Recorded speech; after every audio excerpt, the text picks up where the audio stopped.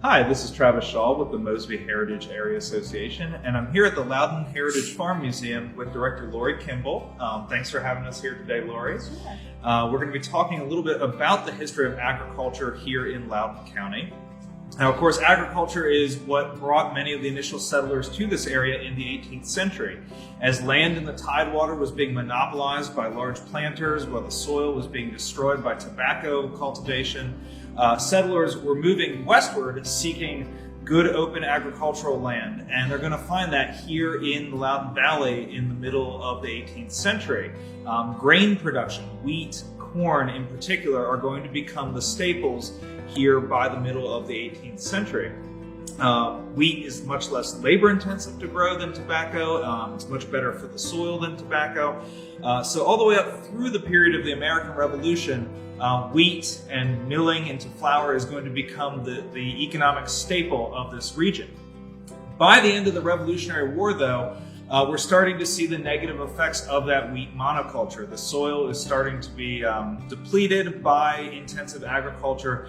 And so in the decades after the Revolution, Loudoun is actually going to be losing population. People are going to be leaving this area looking for better land further west, further south. So during this time, there's a lot of thinking going on as to how we can fix the soil, how we can keep these agricultural areas productive. A lot of that's going on in Europe. A lot of it's going on here in the United States. Someone as famous as George Washington is working on crop rotations, on soil conditioners, on the use of so-called green manures, things like buckwheat and turnips to bring nitrogen back into the soil. And here in Loudoun County, we have our own kind of agricultural theorist, a guy named John Binns, who owned a farm near Waterford. Like many of his neighbors, he saw declining production on his land, but instead of moving, he decides to experiment with a lot of these new techniques. He is going to use clover, which is a nitrogen-fixing cover crop. He is going to use gypsum or plaster to return calcium and other nutrients to the soil, and he's also going to experiment with deep plowing. These three things, gypsum, clover, and deep plowing, are going to become known as the Loudoun method. And this is something that Binns uses to great success. Within a few years, he's doubled his corn yield. He has quadrupled his wheat yield on his plantation. And in 1803, he's actually going to put this down on paper. He publishes a treatise on farming. We know all about this treatise because another famous farmer here in Virginia had a copy in his library, and that is Thomas Jefferson. Jefferson even went as far as to send a copy of Binns' treatise over to England to the Board of Agriculture, although he did add kind of a snarky note to it. He said that Binns knew more about the plow than the pen. But there was some good information in there. Nothing that Binns writes is particularly revolutionary, but it is an example of the kind of thinking and the kind of experimentation that was going on in this time. And by the time of Binns' death in 1813, Loudoun County, Northern Virginia, surrounding parts of Maryland really become known as a breadbasket to the young republic. We're exporting grain, we're exporting flour all over the world. So in the 19th century, though, we see a move from grain production over to dairy production, and Lori's going to tell us a little bit about that.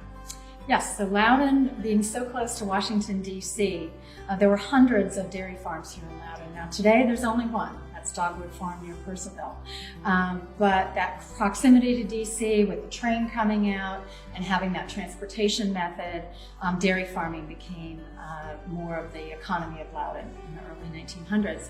And right here in Sterling, where the museum is, one little piece of our history that isn't well known is that the planned community of Countryside and also Cascades, where there's now Home Depot and a large shopping center, as well as the community there, those were both large farms owned by African Americans who moved up here from southwestern Virginia near the Tennessee border. Countryside was completely owned by the Eads family. It was a dairy farm.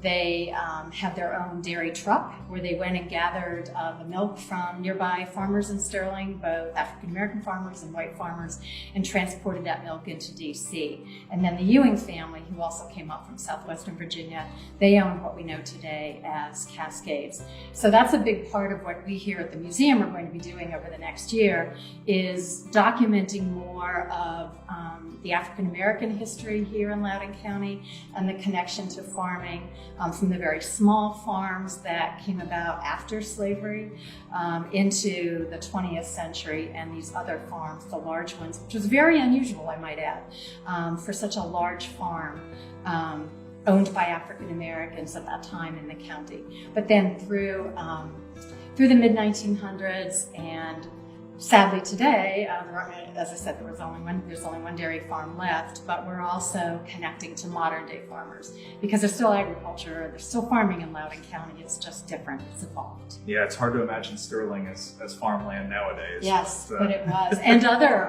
farms here also owned by African Americans in the area, and Ashburn. Great. Well, we're going to continue our exploration of farming here in Loudoun County, so we hope you'll continue to watch with us, and thank you for joining us. Thank you, Lori. Thank you.